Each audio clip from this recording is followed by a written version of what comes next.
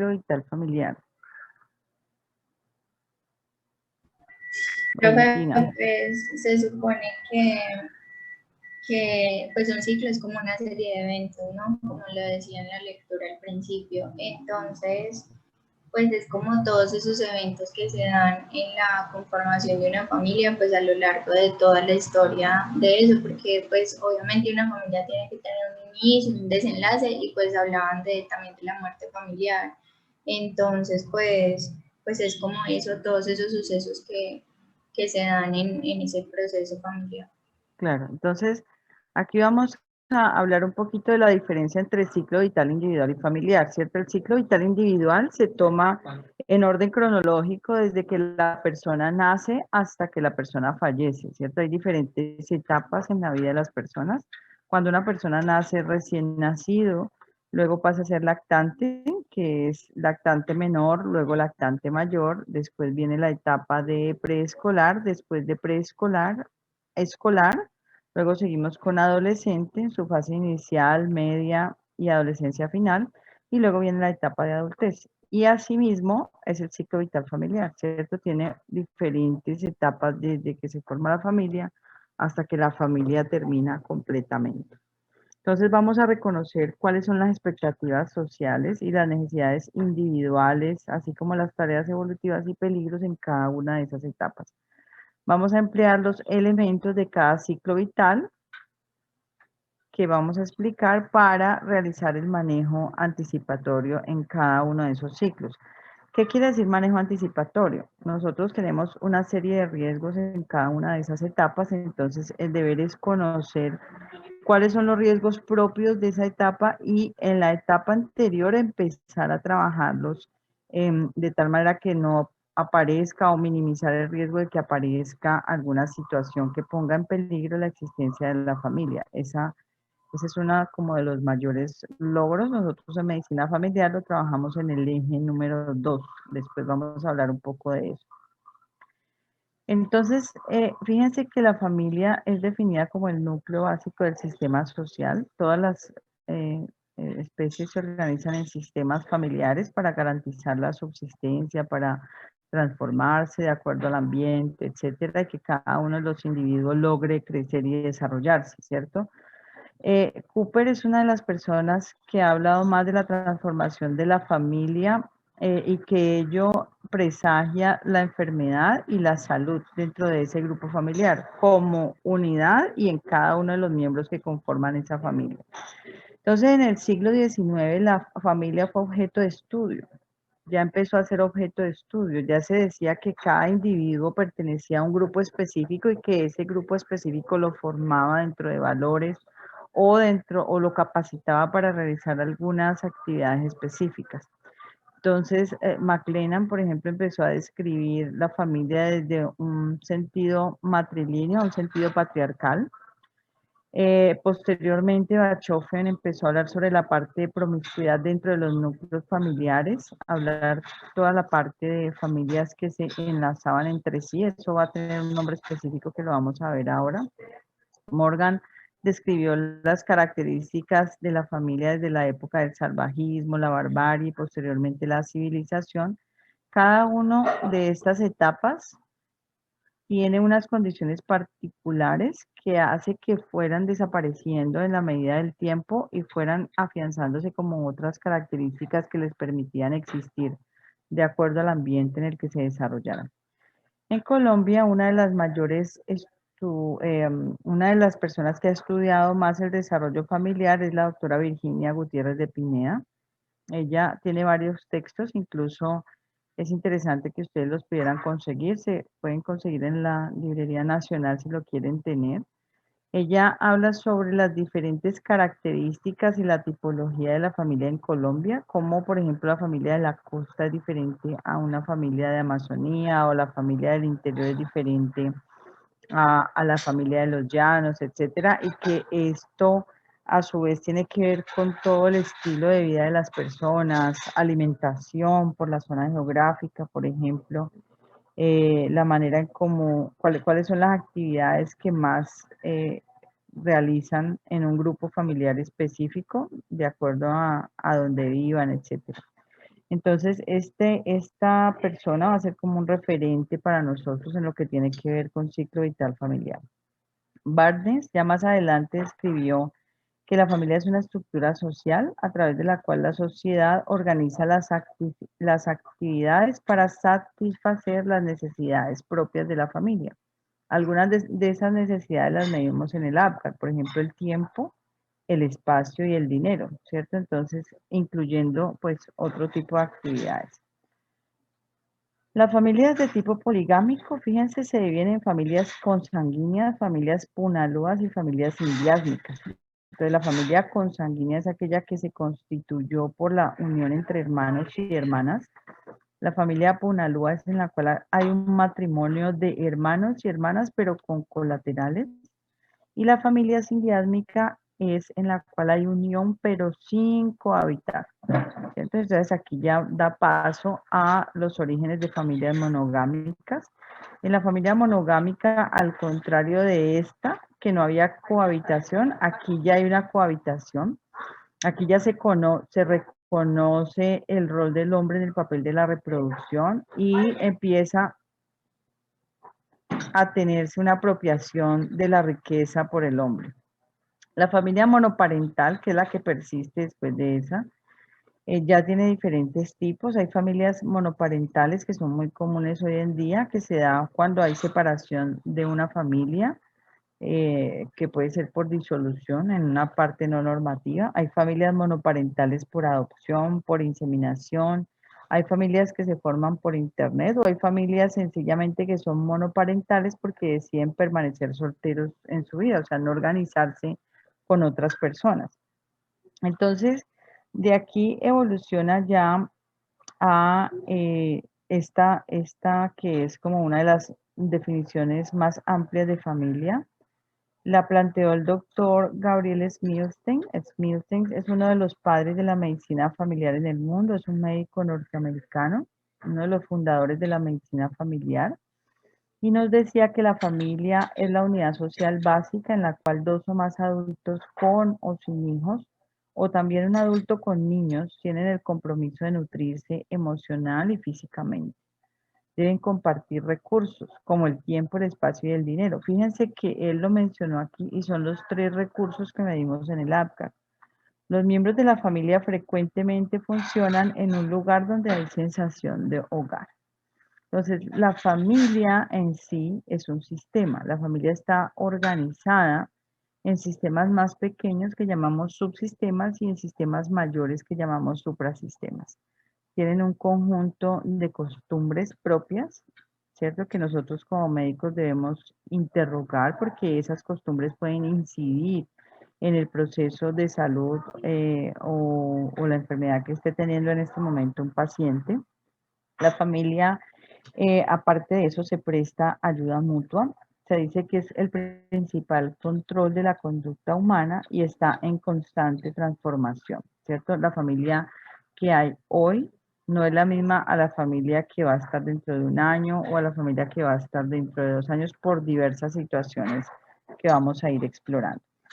Entonces, en el ciclo vital familiar, nosotros debemos tener en cuenta que todo esto que está aquí alrededor incide en el desarrollo propio del ciclo vital, ¿cierto? Tiene que ver todo lo que es el estrés intergeneracional, ¿cierto? Eso tiene que ver con la expectativa de vida de cada familia, con el avance de la tecnología, el acceso a la educación, la presencia o no de situaciones sociales, por ejemplo, las guerras que cambian las familias, el rol cambiante de la mujer en la sociedad, la mujer que antes permanecía todo el tiempo en casa y hoy no por motivos laborales o de estudio, y también todo lo que tiene que ver con la planificación familiar. Entonces, todo esto incide en que la familia vaya cambiando en la medida en que pasa el tiempo y de acuerdo a la región donde esté, pues así mismo va a tener unos cambios más, por ejemplo, hacia este lado o más hacia este lado, dependiendo de lo que se esté viviendo en ese momento. La familia también tiene que tener en cuenta algunos estresores de tipo horizontal o vertical que voy a mencionar aquí. Entonces, desde el punto de vista horizontal, o sea, desde que la familia nace hasta que muere, va a vivir una serie de etapas y va a vivir una serie de procesos que son imprevistos. A esas situaciones que se prevé que vayan a aparecer, o sea, que son entre comillas normales que sucedan, la vamos a llamar como crisis normativas. Y aquellas que son imprevistas son las que llamamos crisis no normativas. Entonces, por ejemplo, a ver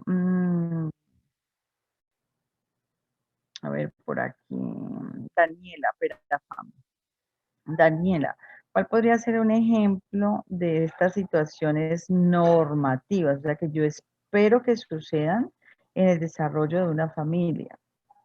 Un ¿Cuál ejemplo podría ser es el conocido el nido vacío cuando los hijos abandonan la casa. correcto? Esa es una etapa difícil, ¿no? Es Ujú. una crisis realmente. Todas las personas, digamos, tienen diferentes maneras de poder vivirla, pero se espera que suceda. ¿Y cuál podría ser en tu concepto una crisis no esperable? O sea, algo que está la familia ahí, pero que no esperamos que ocurra. Pues no sé si estoy en lo correcto, en el texto hablan, digamos, de la guerra. Puede ser que el joven vaya a prestar servicio militar y pues muera. Entonces sería la muerte de un hijo, ¿cierto? Esa sería una crisis no normativa porque no es esperable. Lo que es esperable es que los padres fallezcan siempre antes de los hijos, sino al revés, ¿cierto? Y en su momento, no quiere decir que la muerte de un padre a etapa temprana pues sea algo normativo, ¿no? Entonces, este tipo de situaciones, cuando nosotros estamos viendo familias, hay que tenerlas presentes porque van a incidir sí o sí en el desarrollo de la familia que estemos analizando. Entonces, esto desde el punto de vista horizontal. Y desde el punto de vista vertical, tenemos situaciones propias de cada uno de los individuos de la familia. Si hay un individuo que tenga un problema, pues eso va a alterar el funcionamiento de la familia. Entonces tenemos que mirar en qué ciclo vital está, también incidiría. Si es una familia nuclear, pues es diferente a si es una familia extensa y tenemos que tener en cuenta la familia propia y lo que llamamos la familia constituida, por ejemplo, por los primos, por los tíos, por los abuelos cuando viven aparte, etcétera. Esa también hace parte de una familia, pero la llamamos extensa porque está por fuera del núcleo familiar. Ahí también tiene que ver todo el proceso sociocultural. Entonces, por ejemplo, ahí estarían más, por decir algo, las guerras, ¿cierto? Las guerras o situaciones de tipo social estarían más como un estresor vertical o las actividades económicas, por decir algo ahora con lo de la pandemia, por ejemplo, tantos negocios que se han visto afectados, familias que han perdido el único sustento, etcétera, eso estaría aquí dentro de esta parte. Entonces, siempre que analices una familia, debes de preguntar por estresores verticales y estresores de tipo horizontal. En términos generales, tenemos estos ciclos vitales familiares. Ahora hay unos que ustedes mirarán y no están incluidos allí, pero se pueden mencionar porque digamos a esto todavía le falta ajustarse más. Entonces tenemos una primera fase que se llama familia en formación y hay muchas maneras de formar una familia, no solamente el noviazgo, ¿cierto? Hay familias que se forman a distancia, que se forman por internet y terminan constituyéndose como una familia legal. La etapa de expansión, cuando ya crecen los miembros de esa familia, aquí por ejemplo no está el proceso de adopción, pero también se incluye ahí. La etapa de consolidación, cuando el hijo mayor es escolar o adolescente. La etapa de apertura, cuando uno de los miembros, sobre todo el hijo mayor, sale del hogar a hacer su propia, a formar su propio núcleo familiar. La etapa postparental, donde está la familia en edad media o la familia que envejece, aquí estaría el nido vacío también, cuando ya se van todos los hijos y se quedan los progenitores solos. Y la etapa de disolución que empieza con la viudez, muerte de uno de los progenitores y termina esa familia con la muerte del segundo progenitor, ¿cierto? Entonces, habrían otras situaciones que uno podría plantearlas que están como en la mitad de esos grupos. Y es real, ¿no? Entonces ustedes lo que harían sería mencionar como la principal descripción del grupo familiar, si es que no les encaja específicamente en cada una de estas fases grandes que están ahí, de estas fases macro. Entonces, vamos a empezar a hablar de esta primera etapa de formación, ¿cierto? Aquí tenemos el noviazgo, el matrimonio sin hijos. La expectativa social ahí es la formación de nuevos roles, ¿cierto? Pasar de ser, por ejemplo, novios a allá en la parte de la convivencia, la responsabilidad que traen. Entonces aquí ya la expectativa es que cada uno se pueda adaptar a este nuevo proceso. La tarea evolutiva es el logro de la intimidad y el peligro de esta etapa es la idealización de la pareja, ¿cierto? No lograr superar esta etapa de noviazgo a aterrizarla con la realidad, porque eso, por ejemplo, si no ocurre, si no ocurre el aterrizaje de cómo veamos a la otra persona, corre el peligro de que la familia se disuelva, porque es que, no, yo no, realmente no me pude amoldar a su forma de ser, me quedo con la idea de una imagen como idílica de la otra persona sin reconocer que es un ser humano, que es un ser humano que puede tener errores, por ejemplo, que puede tener dificultades, que se puede equivocar, etcétera, y de pronto no por eso llegar a, a disolver una familia, ¿verdad? La pareja que espera a la familia con lactante y preescolar hace parte de la etapa de expansión. Aquí se da inicio a la procreación y a la educación de los hijos. La expectativa social es adaptarse al cambio social. La tarea evolutiva aquí es construir una diada, o sea, los dos en una triada, porque ya vienen los hijos. El peligro es tener alianzas entre dos personas y expulsar un tercero. Hay familias donde, por decir algo, se juntan, por decir algo, la mamá y el hijo y expulsan al papá, ¿cierto? O sea, ya no tendría, digamos, cabida en esa relación que se ha formado y hasta que la persona poco a poco se va haciendo al lado y termina con la disolución de la familia. De pronto alguno conoce algún caso donde se haya presentado esta alianza y que haya terminado de expulsarse algún miembro de la familia. ¿Alguno conoce algún caso así, muchachos? Sí, profe, yo. Ajá, a ver, Manuela, cuéntanos. Ah, pues tengo el caso como de un tío. ¿Qué le pasó al tío? La mamá, o sea, la familia es mi tío, la esposa y mi prima. Entonces se generó como mucha alianza entre la mamá y la hija, que es mi prima, y entonces como que ya la forma de educación hacia ella, como las decisiones que se tenían que tomar en pareja, o sea, de los papás hacia, hacia ella ya no se tomaban entre los dos, sino solamente la tomaba la mamá, y Ajá. algunas decisiones que tomaba mi tío, pues no, a mi prima no le gustaban o a mi tía no le gustaban, entonces pues así se fue como disolviendo como ese vínculo familiar que es tan importante como en la toma de decisiones y en la educación de los niños. Entonces, bueno, a mi tío como que sí, ya no lo tomaban en cuenta para las decisiones y pues así se fueron disolviendo las cosas. Claro, lo fueron expulsando.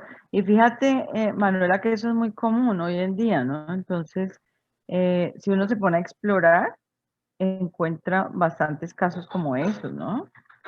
Sí. Bueno, Profe, ¿alguien? yo Dime, María Camila. tengo, es que yo conozco, pero no sé si qué país, pues creo que sí, que digamos, pues el papá le fue infiel a la mamá y ahí todos los hijos como que generaron también ese rechazo hacia él. O sea, y lo expulsaron pues prácticamente.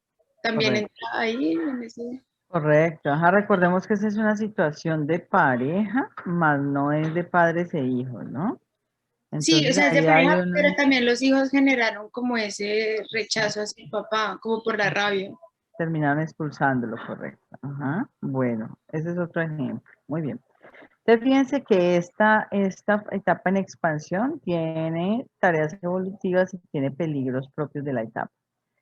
La familia con escolar es una familia donde ya tenemos el hijo mayor que es escolar o es adolescente, porque la etapa de consolidación tiene esas dos, ¿no? La familia con escolar y la familia con adolescente. La expectativa social ahí es compartir ya funciones dentro del hogar, es ir afianzando la libertad y la independencia. Perdónenme un segundito.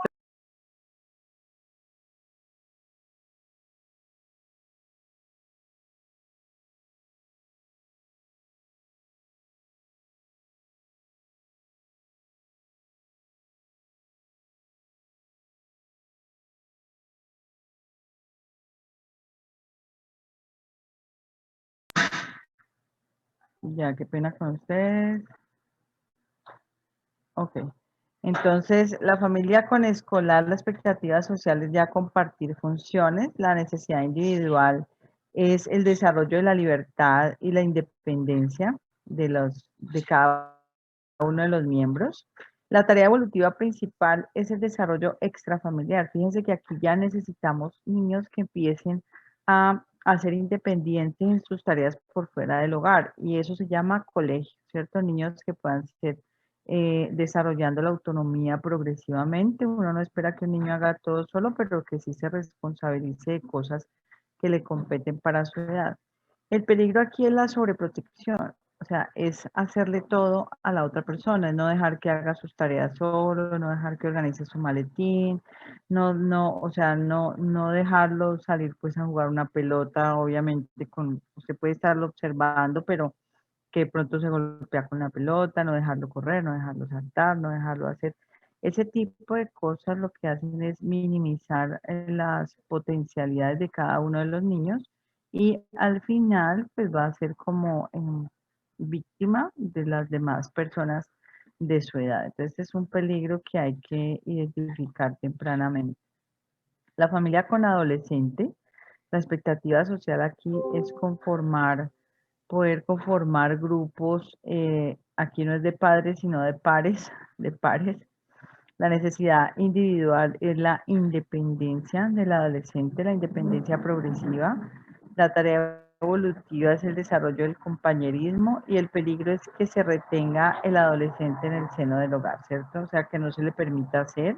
Aquí ya son personas que tienen un pensamiento abstracto, ¿cierto? O sea, que son capaces de hacer un pensamiento inductivo, deductivo. Ellos aquí tienen ya una función de ser como personas y de próximamente ciudadanos, entonces ya son personas que tienen un proyecto de vida, que pueden elegir estar con X o Y novio, etcétera. Entonces, eso va a hacer que poco a poco vayan adquiriendo un sentido de independencia que van a necesitar para la etapa de adultez. Luego viene la etapa de apertura. Aquí está la etapa de plataforma de lanzamiento. Es una etapa de emancipación donde ya los hijos salen del hogar a hacer su propia vida independiente de sus padres. La expectativa social es aceptarse como seres humanos independientes. La tarea evolutiva es mantener contacto periódico con su familia de origen. Llamamos familia de origen a la que conformaron nuestros padres, ¿cierto? Entonces, él ya salió del hogar, pero su familia de origen sería la que se conforma con sus padres y el resto de hermanos que quedó en casa. El peligro es la expulsión traumática de uno de los miembros o bloquear la salida de la persona de la casa. De pronto han escuchado casos donde, por decir algo, una mamá nunca aprobó ninguna de las novias de su hijo, o sea, y empezó a meterse en esas relaciones, y a meterse de tal manera que ninguna persona era apta para su hijo, porque al final lo que la madre quería era que ese hijo se quedara con ella toda la vida, para cuando ella envejeciera, por ejemplo, tuviera un apoyo permanente y que la cuidara. Entonces, a costa de lograr que la persona fuera independiente y que construyera su propio hogar, ¿no? Porque una cosa no riñe con la otra. Entonces, ¿conocen de pronto casos así? Donde el hijo o la hija se haya quedado sin poder establecer una familia porque su tarea fue cuidar, por decir algo, a alguno de sus padres toda la vida, y que no haya podido Yo establecer conozco familia, que no haya podido... ¿Quién, un Jonathan? caso doble, profe. Y por parte de mi ¿Sí? mamá, ella ¿Qué tenía una cosa? tía abuela. Esa señora quedó criando a las dos hijas. Y la señora era tan sobreprotectora con ambas que ninguna de las dos se terminó casando. Una, pues logró volverse profesional y ella tomó todos los roles pues, de manejar lo que era la vivienda, la parte económica y todo, pero pues la tarea principal era cuidar a la mamá. Y la segunda hija pues tampoco consiguió pues familia ni nada, sino que era estar ahí con la mamá y pues las parejas que iba consiguiendo pues decían que no. Al final pues por cosas de la vida falleció la mamá y la hermana mayor y quedó la otra sola. Y pues ahí está totalmente sola. Ella es una señora de más de 50 años y se quedó totalmente sola. Nunca logró conseguir a nadie porque pues sí, exclusivamente a estar para la mamá. Correcto, correcto, sí. Pero fíjate entonces que hay que recalcar que el hecho de que la persona salga del hogar y construya su propio familia, su propio hogar, no riñe con el hecho de estar en contacto permanente con su familia de origen, ¿no? Porque es una de las condiciones que debe lograrse. Ese es un ejemplo común, es común más de lo que a uno le gustara, ¿no?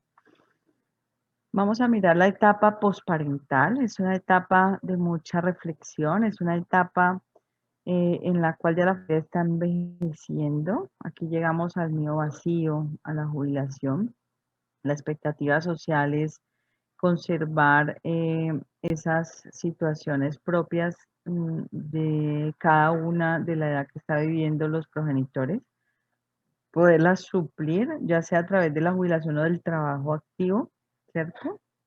O sea, que no les haga falta nada. La tarea evolutiva es superar que los hijos se fueron y que están construyendo su propio hogar y que ellos son de pronto un punto de apoyo para ellos.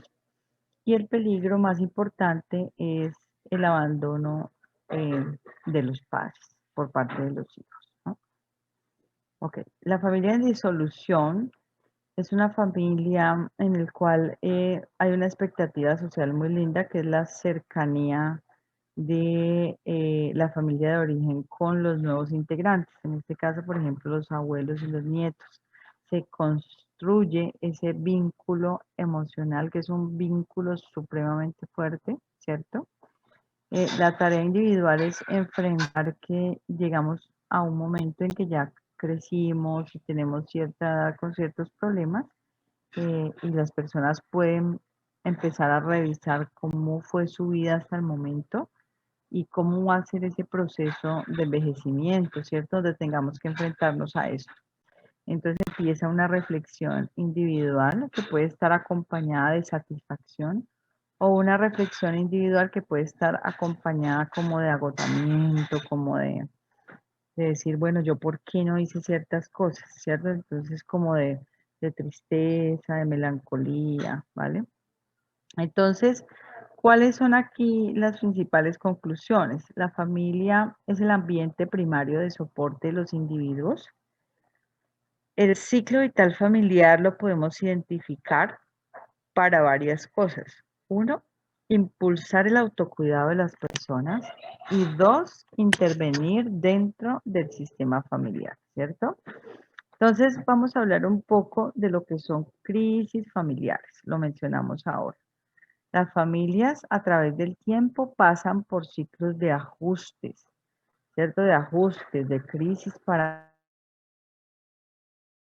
adaptar. Entonces, en la fase de ajustes siempre hay un momento de fluctuación y de cambio, donde la estructura familiar permanece intacta y las maneras de interactuar son ligeramente modificadas. Esa es una fase de ajuste. Los cambios de adaptación son de un tipo diferente. Durante el proceso de adaptación, ya la persona ha tenido un ajuste, pero aquí ya se vuelve a restablecer el equilibrio hasta que se produce un nuevo cambio. Es importantísimo que nosotros sepamos que cada vez que hay una situación que se presente, la familia nunca es lo mismo que era. Entonces, cuando alguien, por ejemplo, una familia que esté recién constituida, tienen una crisis X cualquiera, económica, etcétera. Entonces alguien le dice, es que quiero que volvamos a ser como antes. ¿Ustedes creen que eso es posible de acuerdo a lo que les acabo de decir? Habiendo vivido esa crisis. Posiblemente no, muy difícilmente. Correcto, no es posible. No es posible porque no podemos devolver el tiempo. O sea, lo que pasó, pasó. Hay que asumirlo y hay que asumir que nos cambia. Ahora, lo que hay que pensar es que nos cambie de una manera positiva, ¿sí? Entonces, pero ya no es igual que antes, nada es igual que antes, hoy no es igual que ayer, ¿cierto? Entonces, aunque le busquemos por toda parte, no es igual a una etapa anterior. Entonces, un buen nivel de ajuste familiar se refleja en que haya una adecuada salud física y mental de cada uno de los individuos, el funcionamiento óptimo de todos los miembros de la familia en sus respectivos roles. Una manera de averiguar esto es, bueno, ¿y usted cómo le va en su trabajo, cierto? ¿Está bien, está mal, tiene reconocimientos o lo echan cada vez de los trabajos? ¿Qué sucede ahí, cierto? De hecho, cuando eso ocurre, en las empresas lo que hacen es precisamente mirar qué pasa dentro del núcleo familiar que está afectando el desempeño de una persona. Mantener el mantenimiento de la unidad familiar permite cumplir los diferentes ciclos, las diferentes tareas en cada uno de los ciclos. Entonces, si esas tareas se han cumplido bien, pues es porque hemos tenido un buen nivel de ajuste. Entonces, las crisis familiares se van a producir cuando hay un desbalance entre las demandas y las capacidades de la familia para poder afrontar la crisis, ¿cierto? Una crisis implica un desequilibrio severo, un cambio, y la familia no puede funcionar física y psicológicamente de manera óptima. Ahora, una crisis llama a un cambio. Cada vez que hay una crisis es como una campanita, tirín, tirín, ¿cierto? Oiga, algo sucede, hay que adaptarse, hay que pensar, hay que mirar cómo vamos a hacer ahora, ¿cierto? Sobre todo miren lo que ha pasado en el mundo ahora con la pandemia, ¿cierto? Cómo hemos tenido que hacer cambios incluso profundos en nuestra manera de vida, ¿cierto? En cada uno de los estamentos de tipo social. Entonces una crisis llama a un cambio.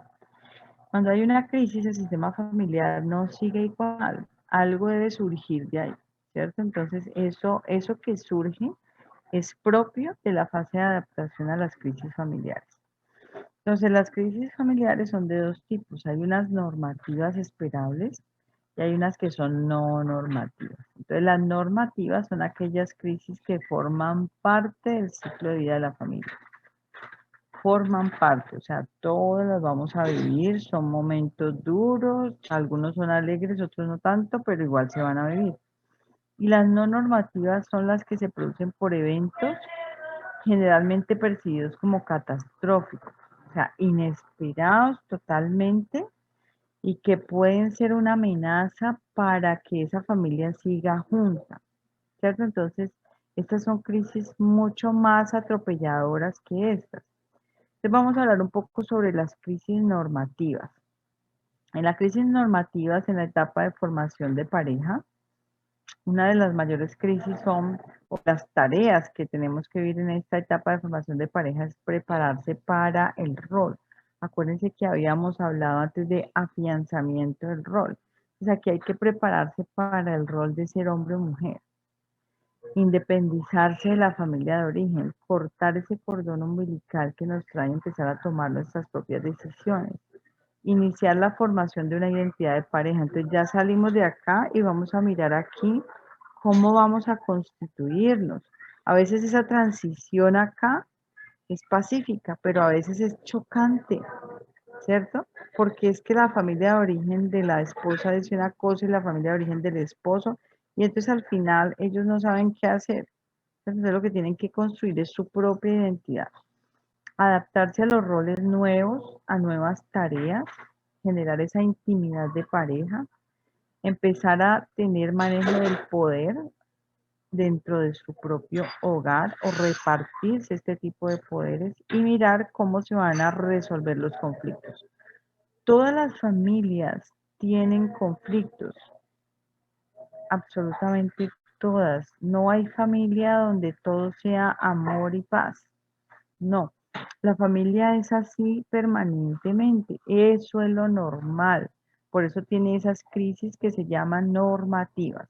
Entonces, las crisis normativas más frecuentes de esta etapa es, por ejemplo, la decisión de la cercanía física de los novios, o sea, si van a establecer o no relaciones prematrimoniales, la decisión sobre el momento del matrimonio o de unión, en qué momento, ¿cierto? Y después del matrimonio, la separación de un miembro de la pareja, de la familia de origen, o sea, ya despegarnos para venir a formar este nuevo nido, eso no es fácil para las personas, ¿cierto? Sobre todo porque es que dejar acá el hotel mamá donde tenemos todo, allá empezar a nosotros ser dadores, a que nos cueste, ¿cierto? A trabajar, a tener que levantarnos temprano, a hacer nuestro desayuno, a llegar y no tirar la ropa en cualquier parte porque es que no hay quien la recoja, sino que ya es uno el que la tiene que hacer. Entonces, ese tipo de cosas de asumir esa responsabilidad no es fácil.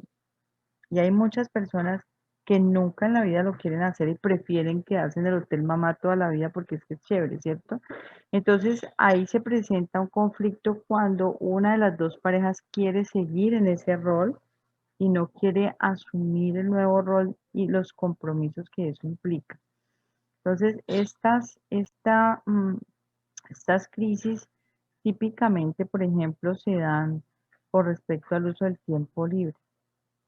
¿Qué vamos a empezar ahora con el tiempo libre, a hacer con el tiempo libre tuyo y mío? No, es que antes hacíamos tal cosa. Bueno, pero ahora ya somos una familia. ¿Qué vamos a hacer? ¿Cierto? Entonces son cosas que deben discutirse en pareja. Cuando llega la crianza de los hijos, una de las tareas de la etapa es, ya lo habíamos dicho, pasar de la diada a la triada, o sea, aceptar que hay un tercero entre nosotros, es importantísimo, aceptarnos y adaptarnos a ese rol de padres. Aceptar el rol de padre y adaptarse a la situación a veces no es tan fácil porque estábamos acostumbrados a ser hijo, a que todo nos lo den, no. Aquí ya tenemos que. Entonces a veces cuesta un poquito de trabajo que yo sea el que tenga que hacer, ¿cierto? Y no sea todo el tiempo de que tenga que recibir de acá.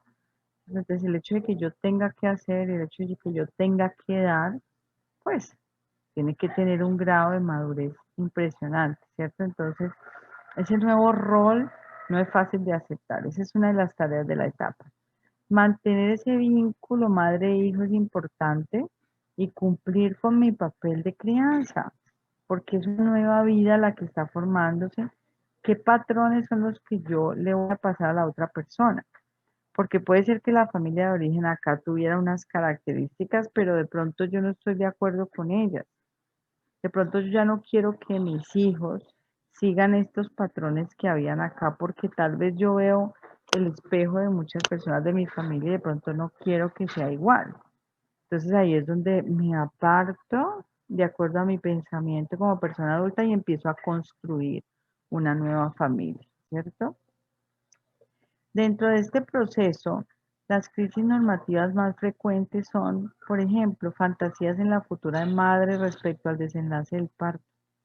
¿Será que sí me va a ir bien? ¿Será que este niño va a nacer bien? ¿Será que van a ser por problemas?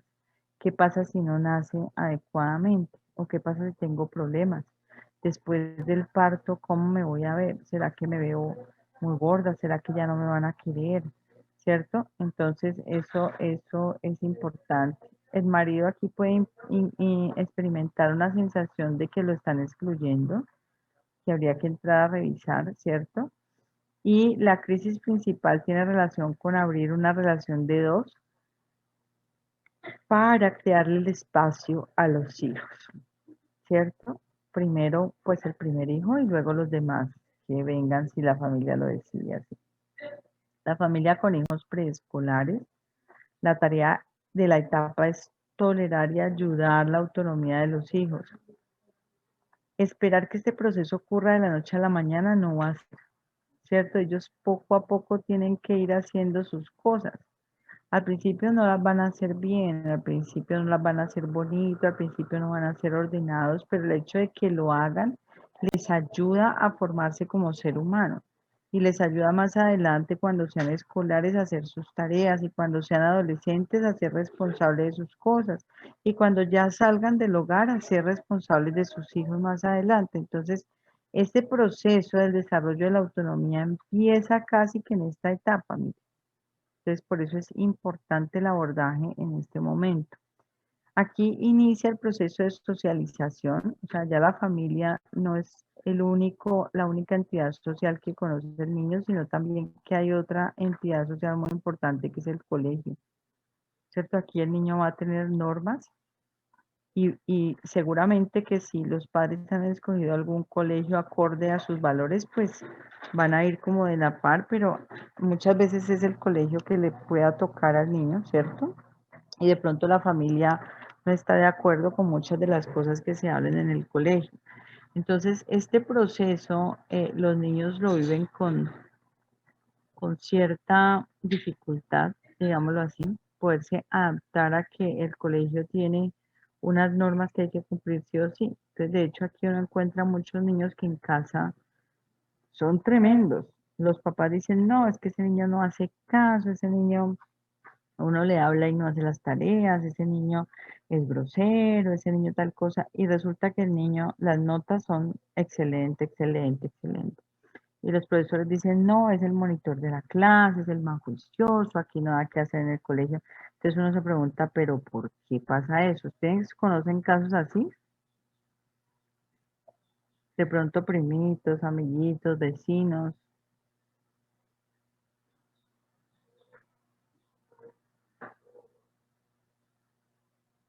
¿Alguien conoce algún caso?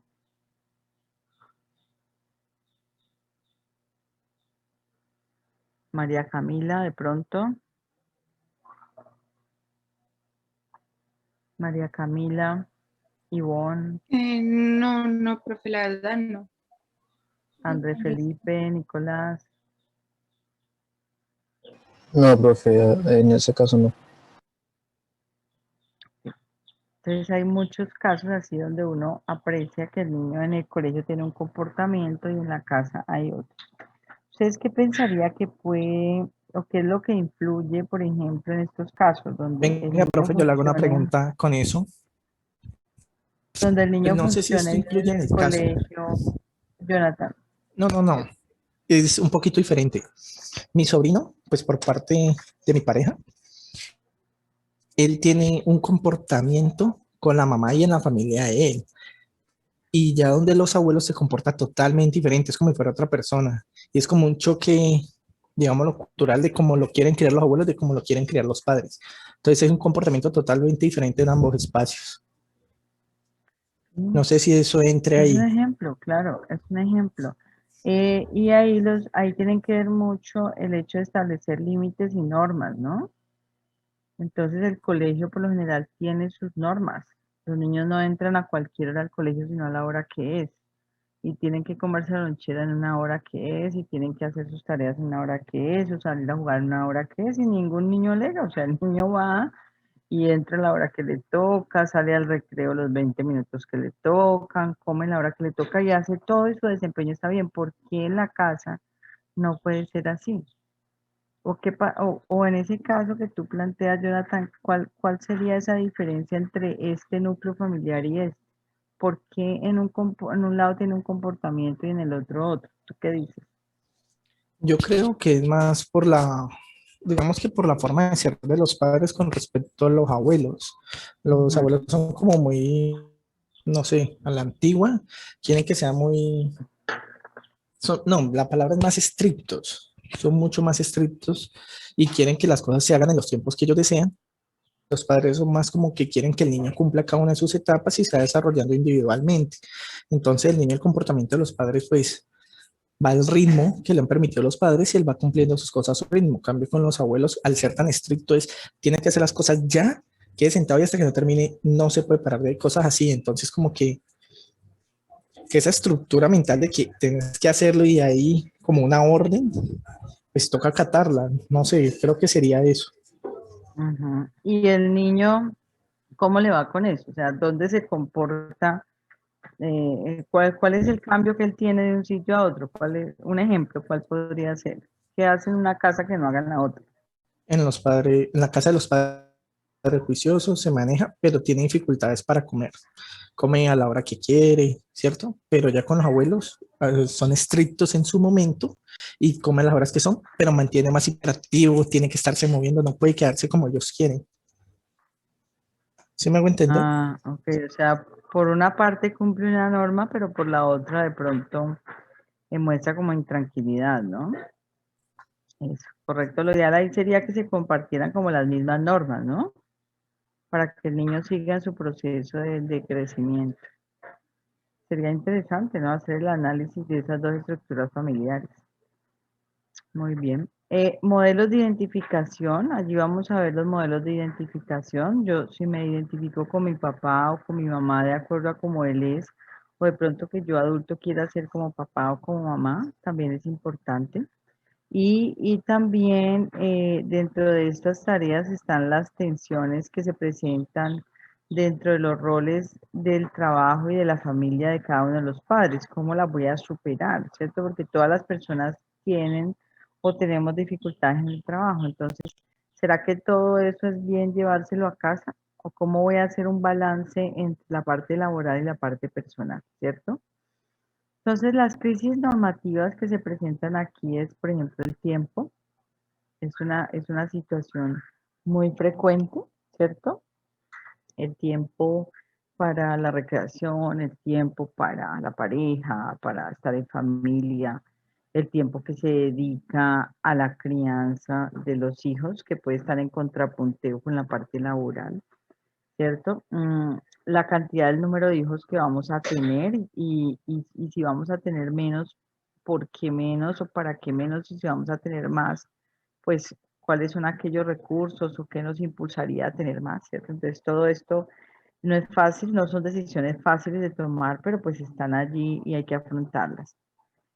Dentro de la familia con hijos escolares, dentro de las tareas de esta etapa está abrirse a otros sistemas, abrirse mucho más, ya de una manera más participativa, que es la escuela, apoyar que los niños puedan salir de este mundo solamente de la familia, o sea, que compartan también con otros niños, con las familias de otros niños, con estructuras sociales, grupos, puede ser, por ejemplo, de fútbol, de Boy Scouts, qué sé yo, aprenden otras estructuras, ¿cierto? Debemos apoyar el trabajo escolar, no hacer las tareas, pero sí apoyarlos. Y es una etapa que tiene que ver mucho con nuestra consolidación y estabilización de la parte laboral. Dentro de las crisis normativas más frecuentes aquí está el tiempo que el niño pasa fuera de la casa. Ese tiempo que el niño pasa fuera de la casa, en estas otras estructuras, va a ser un conflicto, como el caso que puso Jonathan, por ejemplo, o no habría necesidad de que sea conflicto. ¿Cómo está el rendimiento escolar? ¿Será que tenemos que preocuparnos por esto? ¿Qué vamos a hacer si el niño tiene un mal rendimiento escolar? Porque es otra estructura social, ¿no? Aquí otra cosa, otra importante situación es toda la parte laboral, cómo nos logramos acoplar a estar con la pareja, ¿cierto? Y con los hijos. Entonces, ¿será que esa parte es un obstáculo para adaptarme desde el punto de vista, por ejemplo, sexual o de relaciones con la pareja? ¿O no? Entonces hay mucho que pensar aquí. En esta etapa, con hijos adolescentes, que también tiene que ver con consolidación, las tareas, dentro de las tareas está que la familia necesita hacer ajustes que requieren el comienzo de la pubertad y la madurez, o sea, no burlarse del adolescente, no hacerle comentarios indeseables, ¿cierto? Más bien estimular la autoestima, el tú puedes, eres capaz, ¿cierto? Entonces, cambiar la actitud de la familia con respecto a eso, ajustarse a las necesidades de independencia. Es que estos chicos pues tienen sus derechos también. Yo tengo que empezar a aceptar que está creciendo, él o ella, ¿cierto? Y que va a tener unas necesidades individuales que yo debo respetar.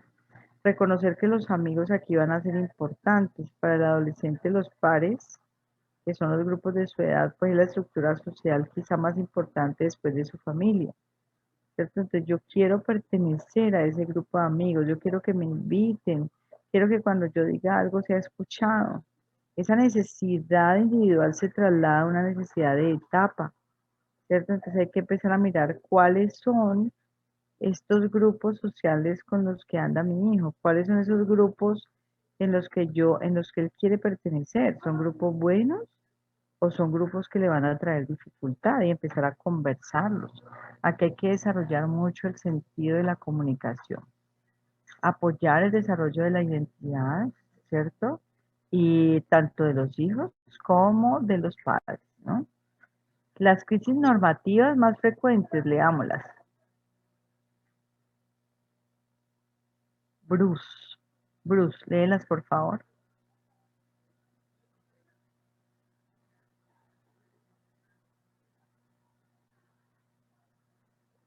Bruce Gómez. Bueno, Bruce como que dejó ahí apagado el audio y no está en sala. A ver, vamos a ver por aquí. Lisette Zúñiga. Ya, profe. Hola, Lisette. ¿Cómo Crisis está? normativas más Léenos, por favor, la frecuentes. presentación. Primero, la aceptación del crecimiento biológico y en especial del desarrollo sexual de los hijos. Segundo, la crisis de la adolescencia de los hijos muchas veces coincide con la crisis de la edad media por la que pasan los padres. Tercero, muchos padres tienden a sobreidentificarse con sus hijos, dirigir sus vidas y realizar sus sueños no cumplidos a través de ellos, tratando de intervenir en sus elecciones vocacionales o de pareja. ¿Cuál sería un ejemplo de este tercer ítem? Pues, profe, muchos ejemplos. Muchas veces, por ejemplo, en mi caso, mi tía tiene una empresa de pues como de cosas agrónomas y cosas así. Entonces, ella siempre quiso ser ingeniera, pero no pudo, pero tiene su negocio. Y entonces, como que orienta a todos los hijos que tienen que ser igual, que tienen que estudiar esto, como que ya les tiene pues puesto la carrera y todo lo que tienen que hacer para que cumplan con esa empresa. Claro, correcto. Ajá, o sea, ya está desarrollándose en lo que quiso hacer y lo está poniendo como en el planteamiento de los hijos, ¿no? ¿Sí o no? ¿Aló? ¿Escuchan? Sí, profe. Ah, ok, ok. Listo, muy bien. Sigamos por aquí. Familia en plataforma de lanzamiento. Tareas aquí. Tolerar que los hijos están saliendo del hogar, o sea, están independizándose. Les vamos a permitir que ellos elijan su pareja, hagan su elección vocacional. Aquí los límites que habían intergeneracionales pues van a irse modificando en la medida en que cambian las familias de los hijos. Y vamos a realizar apertura de ciertos límites familiares, donde vamos a dar más entrada, por ejemplo, a los tíos. Estoy hablando de la familia de origen, ¿no? A los tíos, a los amigos, a las personas que quedaron en casa, para poder socializar y llenar como de alguna manera el espacio que dejan los hijos cuando se van de casa, ¿no? Algunas crisis normativas más frecuentes aquí. A ver, leámoslas. Juan Guillermo López, léelas, por favor.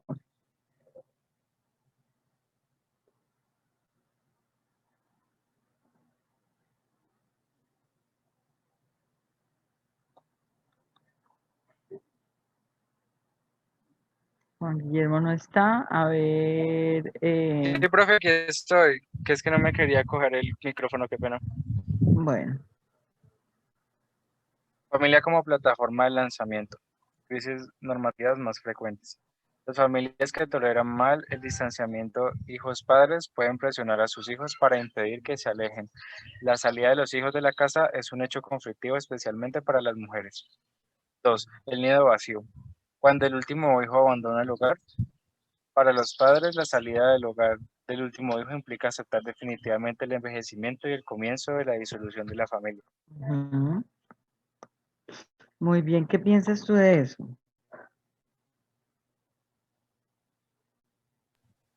Pues, profe, me parece que pues siempre está pues en el ciclo, ya pues lo estoy viviendo con la universidad. Me parece Ujú, que es un cambio muy difícil tanto para los papás como para uno, pero ujú. uno logra adaptarse y cada quien pues cuando encuentra pues como su zona de confort ve que todo va a estar bien. Correcto, correcto. ¿Qué otro ejemplo puede ser? Todos pueden participar. ¿Qué otro ejemplo han Hola, vivido yo con tengo, respecto a eso? Ujú. yo estoy viviendo uno en el instante, por ambos lados, Ajá, tanto por mí como por mi pareja. Yo actualmente me fui a vivir con mi pareja, ajá, y pues en la casa de parte de ella, pues la última hija, la menor, ya salió y quedaron ellos solos. Y pues por mi familia, pues yo fui el ajá, último en salir. Entonces ya quedó mi madre sola también. Entonces, ajá, pues correcto.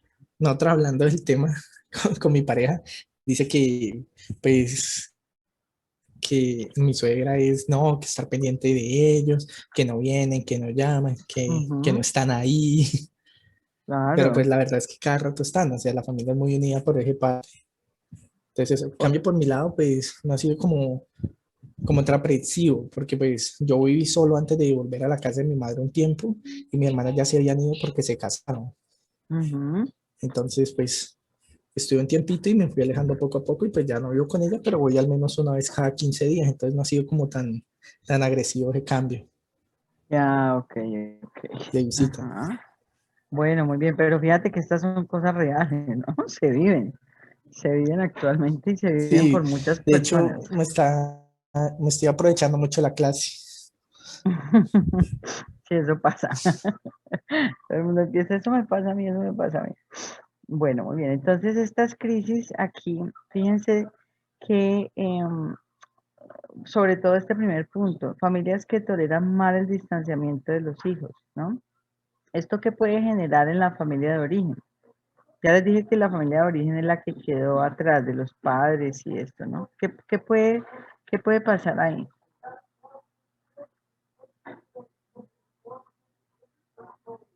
O sea, ya es el ejemplo que pusieron, pero ¿en qué puede terminar eso? En una Un ruptura, efecto ¿cierto? En una rebote, un ruptura. distanciamiento mayor. Exactamente, en una ruptura total de ese vínculo de la nueva familia con su familia de origen.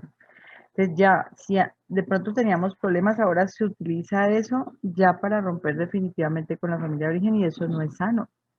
No se logró superar esta crisis normativa y eso no es para nada sano, ¿cierto? Ok, entonces venimos a la otra que es la etapa posparental. Aquí ya se fueron, ¿cierto? Aquí ya tenemos que readecuarnos a la vida de pareja ya sin los hijos. Tenemos que asumir ahora que somos abuelos. El rol de abuelo es supremamente importantísimo. Los que tienen abuelos y vivieron con los abuelos de cerca se van a dar cuenta que el amor de los abuelos es incondicional, es una cosa impresionante, ¿cierto? Muchos son alcahuetas, muchos no, pero es un apoyo. A veces la gente no va y busca a los padres por algo porque los regañan, pero se van derechito donde el abuelo o la abuela porque saben que ellos sí les van a ayudar, ¿cierto? Son como alcahuetas. Desarrollan un sistema de relaciones y apoyo mutuo que permite mantener la distancia de esas generaciones en contacto. O sea, eso es importante, enfrentar los cambios biológicos propios de cada etapa, tener en cuenta que han habido pérdidas de los hijos. Espérense un segundo.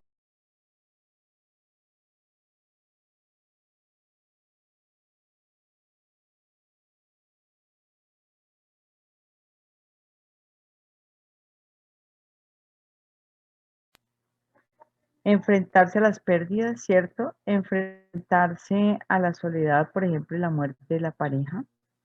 Si ya se fueron los hijos y nos quedamos nosotros solos, pero mi compañero, mi compañera está enferma y yo veo que ya poco, ¿cómo voy a asumir eso? ¿Cierto? La persona que me ha acompañado toda la vida ya no va a estar, ¿qué va a hacer de mí? Entonces empieza un proceso ahí a calarnos en la mente de los abuelos, ¿cierto? Y qué tal que de casualidad no tenga apoyo con los hijos y de que la relación con la familia extensa no sea buena. Entonces es un momento de mucha tensión para los padres, ¿cierto? En esta etapa posparental, las crisis normativas más frecuentes es el reencuentro con la pareja, ¿cierto? El envejecimiento, la aparición de enfermedades crónicas, no es fácil, aquí es donde te diagnostican hipertensión, diabetes, hipotiroidismo, artrosis, artritis, síndrome antifosfolípido, bueno, todo lo que ustedes quieran, asma, EPOC, lo que sea. Entonces aquí aparecen todas estas enfermedades que antes no estaban. Aquí llega la jubilación, entonces hay un retiro de la parte laboral cuando es esperada y anticipada bien, pero cuando la persona no ha hecho un proyecto de vida se queda así como en stand-by. ¿Y qué tal que se muera uno de los cónyuges, cierto? Entonces con mayor razón. Entonces esos son, fíjense que no son cosas fáciles, pero son esperables. Ahora miremos las no normativas. Entonces las no normativas son aquellos cambios o transformaciones que experimenta la familia en cualquier etapa que no están relacionados con el periodo del ciclo vital en el que estoy, sino que ocurren por accidentes, ¿cierto? Entonces, esas crisis no normativas pueden ser por divorcio, separación, abandono, muerte accidental. El impacto que tiene es más desfavorable en la familia y tiene un mayor costo para el sistema de salud. Por eso debemos indagarlas. Las crisis no normativas o paranormativas se clasifican en estos 4 ítems. En las crisis por incremento, en las crisis por desmembramiento, en las crisis de desorganización y en las crisis de desmoralización. En el caso de la familia es importante no solo medir la ocurrencia del evento vital familiar, sino la vivencia que la familia tiene de cada evento. Puede ser que aquí yo tenga la familia A y aquí la B y ambas hayan tenido la misma crisis no normativa, pero esta familia la vive de una manera catastrófica y esta no tan catastrófica, ¿cierto? Entonces puede ser que un mismo evento sea percibido de una manera diferente. Entonces, los eventos que desencadenan estas crisis, ya los vimos acá. Entonces tenemos estos eventos de desmembramiento. Son aquellos eventos vitales que constituyen separación de algún miembro y que provocan crisis por esa pérdida. Por ejemplo, la hospitalización es un evento vital familiar que hace que se separe un miembro, ¿cierto? Tenemos el abuelo hospitalizado o la esposa. Imaginen cuántos eventos de desmembramiento ha habido ahora en la era COVID. ¿Ustedes qué dicen? Demasiados que se puedan Muchos, contar. muchísimos, ¿cierto? Hay separación de los miembros de la familia. Incluso la familia no ha podido ver al enfermo por lo del COVID. Cuando menos piense, ¡pum!, se murió. Profe, el inicio del COVID, Fatal, donde cremaban a la gente y no la dejaban ver, no te podían tener ese proceso de luto ante el familiar, horrible, ni ¿cierto? aceptación de la muerte. Correcto. Entonces, este está muy frecuente hoy en día, ¿cierto? Por ejemplo, la separación es una crisis de desmembramiento, el divorcio, la muerte de una persona no esperable, ¿cierto? No es lo mismo que se muera el abuelo que ya tenía 100 años, pues es duro, pero es esperable, ¿cierto? A que se muera una persona de 50 años, no es lo mismo, ¿cierto? No es lo mismo. Los eventos por incremento son aquellas crisis por incremento a causa de incorporación de miembros de la familia. Aquí son, por ejemplo, llegada de familiares no esperable, por ejemplo, estaban un hogar constituido por papá, mamá y 2 hijos y de pronto llega a esa familia a vivir otra persona que podía ser de la familia extensa, pero ya a instalarse definitivamente ahí. Esa es una crisis no normativa porque no estaba esperable, no le ocurre a todas las personas, sin embargo llegó ahí. Ahora, la manera como se vivencia puede ser diferente. Puede ser que toda la familia se prepare para la llegada de esa persona y sigan su rumbo, la incorporen al núcleo familiar y sigan, y ya. Pero puede ser que esa persona llegue y desequilibre la familia y terminen, por ejemplo, en ruptura, ¿cierto? Entonces allí habría que mirar, ¿cierto? Eventos de desmoralización, por ejemplo, em, ocasionan crisis por constituir hechos que rompen normas y valores de la familia. Aquí está, por ejemplo, el alcoholismo, la farmacodependencia, la delincuencia, cuando hay personas en la cárcel o cuando hay personas deshonestas que roban, por ejemplo, dentro de una familia. ¿Cierto? Entonces, esos son eventos de tipo no normativos, ¿no? Que hace que la familia se piense de pronto de una manera diferente. Eventos de desorganización son aquellos hechos que obstaculizan la dinámica familiar. Recordemos que dinámica familiar son funciones, relaciones que hay dentro de una familia, los roles, ¿cierto? ¿Quién provee, quién no provee? Hay personas que proveen dentro de una misma familia, o sea, no traen plata, pero proveen con el trabajo, ocupándose de todo lo de la casa, que es supremamente valioso porque sin eso, pues la familia no podría seguir, ¿cierto? O no podría seguir por lo menos de la misma manera. Entonces, estos eventos de desorganización obstaculizan esa dinámica familiar. Por su rareza y repercusión facilitan las crisis por desorganización. Por ejemplo, cuando la pareja es infértil, cuando hay un divorcio, por ejemplo, cuando hay enfermedades de tipo psiquiátrico o enfermedades graves o un problema de retardo mental, por ejemplo, ¿cierto? Entonces, los sistemas familiares se ponen como caóticos. ¿Qué tenemos que hacer cuando identificamos estas crisis? Primero, mirar si es una crisis normativa o no normativa, ¿cierto? Entonces, dice aquí, antes de poner en práctica los procedimientos que apoyen, que apoyen y guíen a la familia a la recuperación, es necesario hacer una evaluación de la situación familiar. ¿Cómo vamos a evaluar? Con los instrumentos que vamos a ver de valoración sociofamiliar y vamos a tener en cuenta los siguientes aspectos. A ver, leamos esos aspectos. A ver, Santiago Ortiz. Santiago, léelos, por favor.